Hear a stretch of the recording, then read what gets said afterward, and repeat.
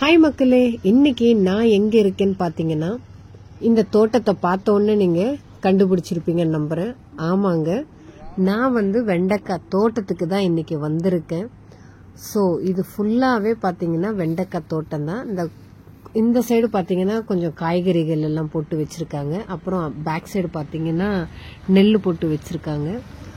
So ஒரே ஒரு bad luck என்னன்னா, இன்னைக்கு காலையில தான் இந்த காயெல்லாம் பாத்தீங்கன்னா அறுவடை செஞ்சிருக்காங்க. இதெல்லாம் பறிச்சு மூட்டையா எடுத்துட்டு போயிட்டு மார்க்கெட்ல போட்டுட்டாங்களாம். ஸோ அந்த வீடியோ பாத்தீங்கன்னா மிஸ் ஆயிடுச்சு.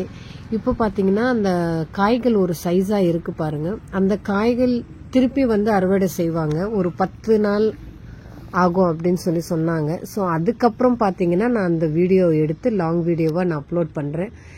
என்னோட பேட் லக் இந்த வீடியோ பாத்தீங்கன்னா அறுவடை செய்யற வீடியோ தான் நான் மிஸ் பண்ணிட்டேன்.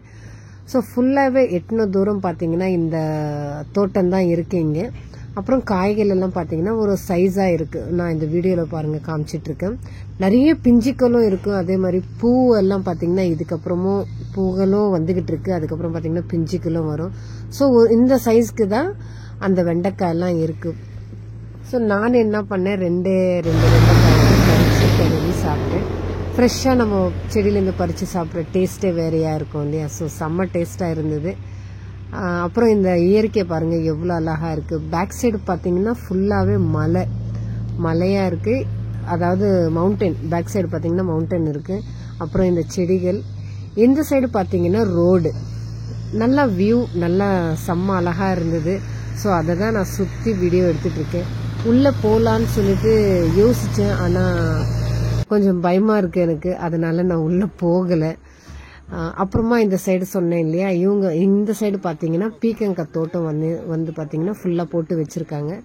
அது கீழே விழுந்துரும் அப்படின்னு சொல்லிட்டு காய்கள் எல்லாம் இருக்கும், அது தெரியாது இல்லையா. இலையோட இலை பாத்தீங்கன்னா மறைஞ்சிடும்.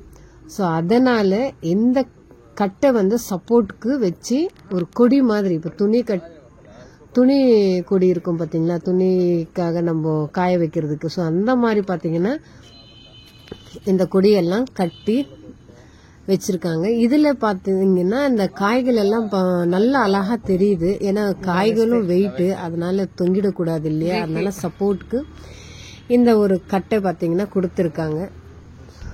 ஸோ அந்த பாட்டி தான் ஒரு பாட்டி இதில் தெரிஞ்சாங்க பாருங்க. அந்த பாட்டி தான் இதெல்லாம் பார்த்தீங்கன்னா மெயின்டைன் பண்ணுறாங்க. அப்புறம் ஒரு சைடு பார்த்தீங்கன்னா பாவக்காய் போட்டு வச்சிருக்காங்க.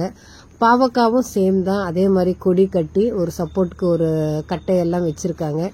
எத்தனை பாவக்காய் இருக்கோ எல்லாமே பார்த்தீங்கன்னா நல்லா அழகாக தெரியுது. செம்மையாக மெயின்டைன் பண்ணுறாங்க. ஒரு சைடு பார்த்தீங்கன்னா கீரை, அப்புறம் காய்கறி, அப்புறம் தக்காளி, வெங்காயம், புளிச்சக்கீரை, வெந்தயக்கீரை எல்லாமே. இப்போ ஒரு தோட்டம்னாவே எல்லாமே போடுவோம் இல்லையா, வீட்டுக்கும் நம்மளுக்கு தேவையானது போடுவோம். ஸோ அந்த மாதிரி எல்லாமே இது போட்டு வச்சிருக்காங்க.